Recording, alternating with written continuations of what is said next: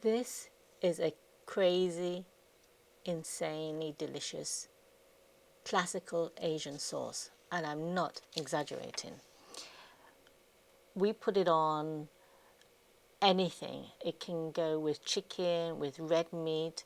I add it to congee, rice soup.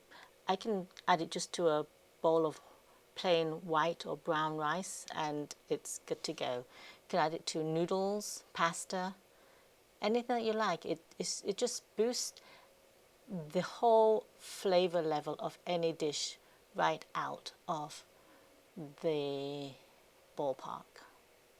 It's just so good. Keep it in the fridge and it's ready to go anytime. So first you clean some green onions, nice and fresh. Clean them and we chop them. I like to chop mine into fine pieces. Some people put them in the blender and get a more pesto-like texture, so whatever you prefer. So I chop mine into as finely as possible, small tiny pieces, and then I'll give it another quick superficial chop like here. I don't have too much patience, so just chop it as much as you can, but they have to be nice and fresh and still crunchy. And then we're going to grate some ginger. I don't bother to peel my ginger. The skin is perfectly edible. I just give it a thorough wash because ginger grows underground, so it's just like carrots. Thoroughly wash it and then just grate it. It's the easiest, quickest way to get tiny, tiny pieces of ginger. Some people will just chop it with a knife. That's fine, whatever you like, but I'm all about fast, efficient, and easy. So here I have neutral oil that I've heated up and just put some spring onions just to test that it's nice and hot. Put all the ginger, grated ginger, into the oil so it permeates into the hot oil, and then just give it a stir with my chopsticks.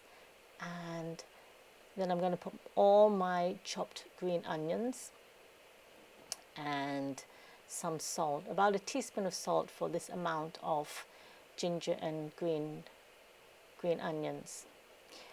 And we cook it until the whites of the spring onions start to become translucent and the whole thing gets a nice sort of glowy, transparent color. That's when we know that it's done. That's when we know that the flavors has transferred from the ginger and green onions into the oil, because we want all that lovely aromatics permeate into the oil. When it's cooled, that's the time to carefully put it in a nice clean jar. You didn't see me put salt in, but I had put in about half a teaspoon of salt, half a teaspoon to a teaspoon. Always taste whatever you're making. I don't work with measurements. I work with smell, feel, and taste. Always taste your food on every stage of the cooking process. That's the only way, the best way to know that it's right for you. I use it for stir fries. This is a stir fry that with shiitake mushrooms, broccoli, snow peas, which are in season. Sometimes I will add a tablespoon of that lovely ginger and green onion oil and start frying it. And most often I would put it after the vegetables are cooked, like here, and just top it with another generous teaspoon of the ginger and green onion oil, and then straight on the table and ready to serve. A dash of sesame oil would be very good, and also always serve with spring onions, another handful of spring onions.